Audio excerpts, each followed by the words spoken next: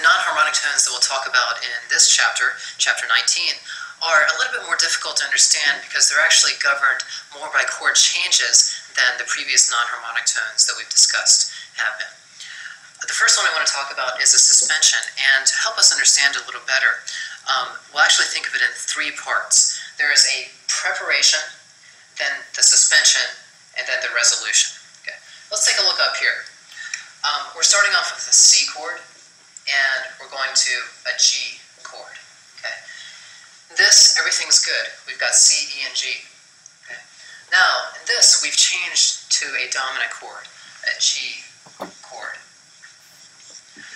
And we can see that this note C is not part of the chord, but it resolves downward to B, which is a chord tone. Okay.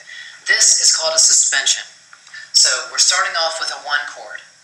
Then we're going to a dominant chord, but the C is still held over from this original chord, finally resolving down to the chord tone.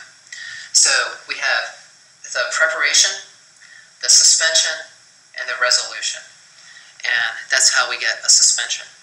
Again, you could look at it here, starting off with a chord tone, change chords, have the suspension, and then resolving down to the chord tone. That's a suspension.